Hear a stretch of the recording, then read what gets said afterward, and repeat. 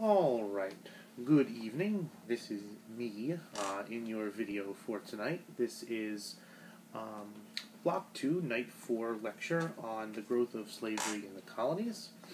I couldn't find a lecture that I really liked online that was short enough to kind of give you this information, so I'm going to do it myself.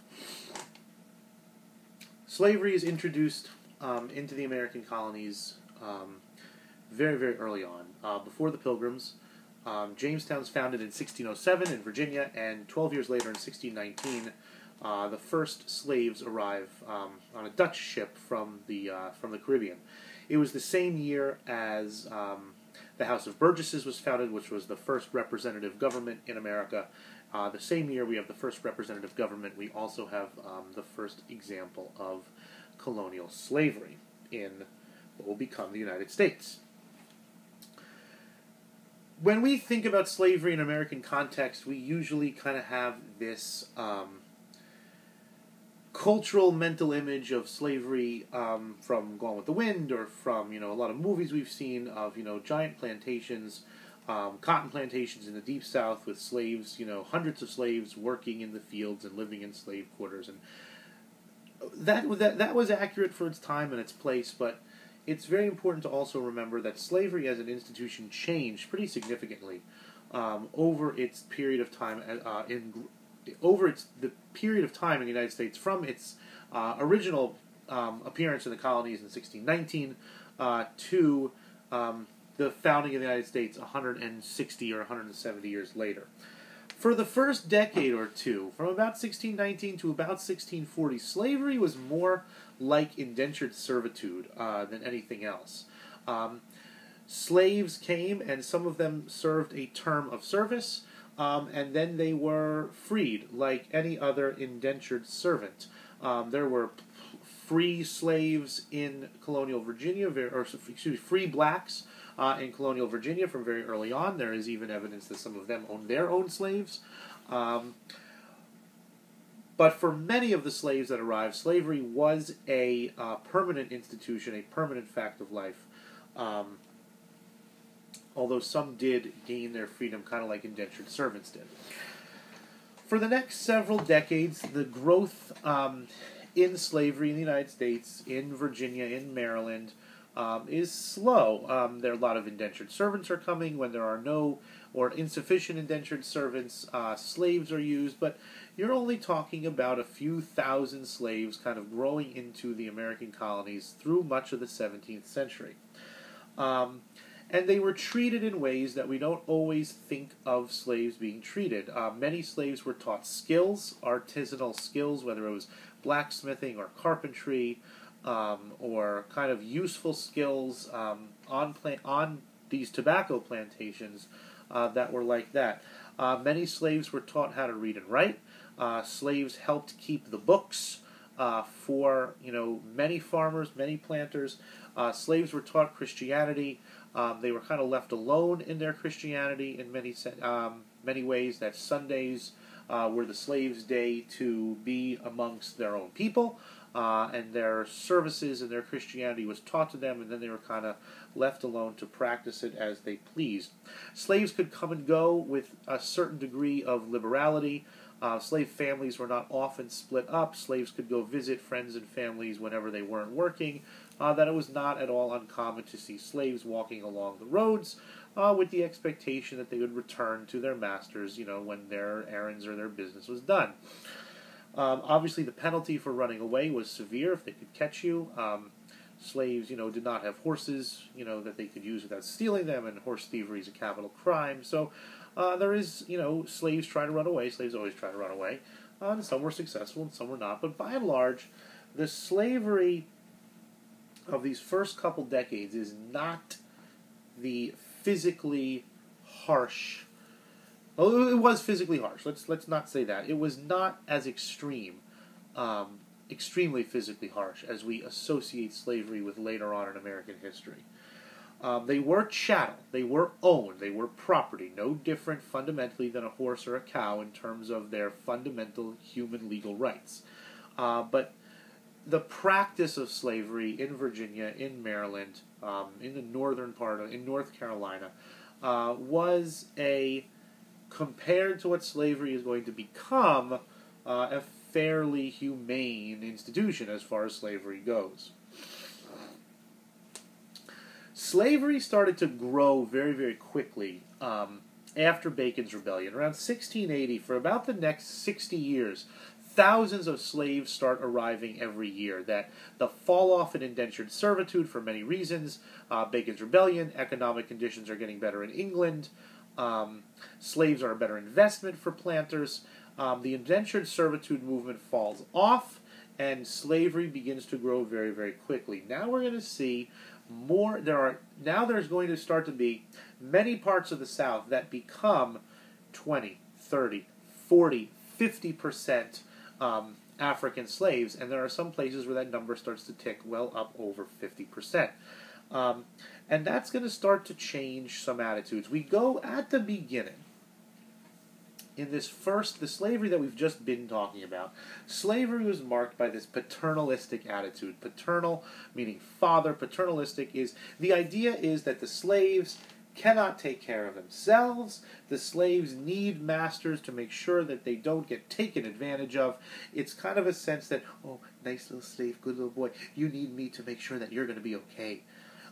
That's paternalism, and it's insulting. It's fine if you're actually talking to a small child, but having a paternalistic attitude towards an adult is pretty insulting when you get down to the facts of it. But it was a paternal attitude. It was here are my slaves, my nice little Negro boys and girls, that do my work, and I take care of them and make sure there's a roof over their head and food to eat, and I make sure they don't get taken advantage of, because most colonial whites believed that if slaves were given their freedom, that they wouldn't know what to do with it. They would be taken advantage of by crooks and criminals and charlatans, and that the idea was that blacks were children that needed to be watched over, that needed to be taken care of by these paternalistic whites. That starts to change as more and more slaves get imported, and they become more and more a percentage of certain counties and certain areas in the South. First, more slaves that get imported every year means that the slaves have less time to acculturate. They might not. It takes them a long time to develop English. It takes them a long time to develop Christianity. And there are more and more slaves that don't speak English, that are not Christian, that have not lived in areas for a long time. Slaves that are new are more likely to run away. A slave that has roots in a place is probably going to stay there. His family is there, his friends are there, people he knows are there. But a slave that's just been brought in is a much bigger flight risk, because he hasn't put down any roots in a place, in a community, in a county, as of yet. So the increasing number of slaves, the fact that slaves started to become more and more a percentage of the population, that makes it scary. That if slaves are 50% of the population, a slave revolt is going to be a very dangerous thing. And as those attitudes are starting to change, as there get to be more slaves, there's going to be a spark. And the spark is going to be something called the Stono Rebellion. Before we get to Stono, which is a key thing in American history, I wanted to take just a minute and kind of go over the special case of South Carolina. South Carolina was the first slave colony.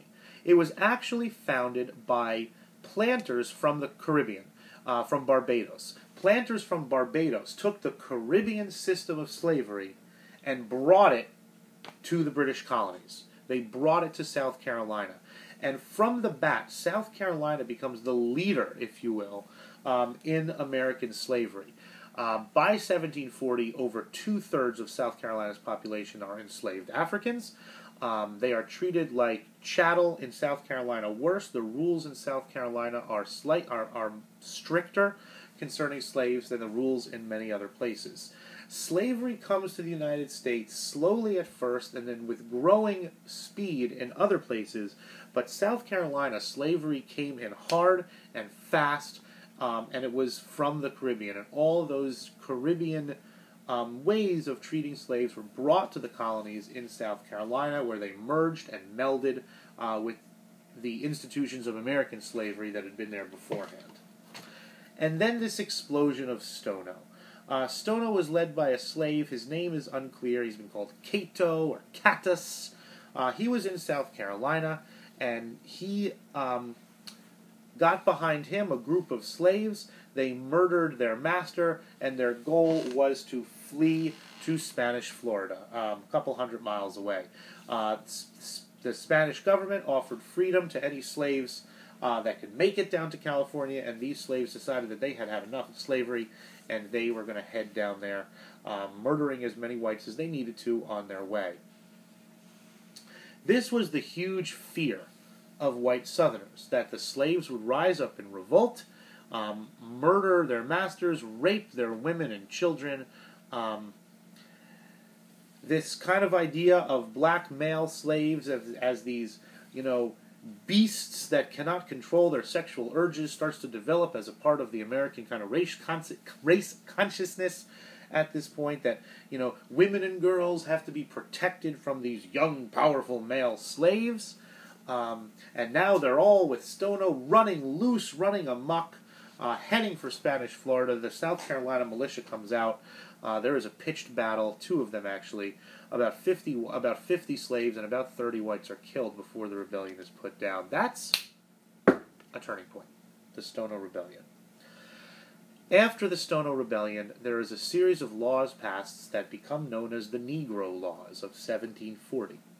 And this is when that paternal attitude of the earlier generations is surpassed by an attitude of fear on part of the white masters and an attitude of severe control over the slaves. Several things got passed in the Negro Laws, and they are all important to remember. One is the importation of slaves was slowed down. Fewer slaves were imported because, like we said earlier, newly arrived slaves could be a bigger problem. Number 2, slaves were no longer allowed to learn how to read and write. Number 3, slaves were no longer allowed to learn a skill. Number 4, slaves were no longer allowed to congregate in large groups. All of these things are designed to prevent abilities to plan and prepare uprisings like the Stono Rebellion. Slaves could not go anywhere without a pass from their master. If you were a slave walking down the road without a pass, it was assumed that you were trying to run away. You would be captured, sent back home, and the penalty for trying to run away was 39 lashes on the back. Not a very pleasant experience.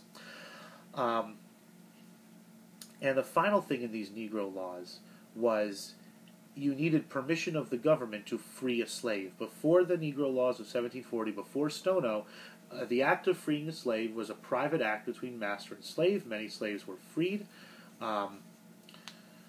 And the Negro Laws made that an impossibility, that if you wanted to free a slave, you had to get government approval, and government approval to free a slave, especially a healthy slave, a young slave, was not usually forthcoming.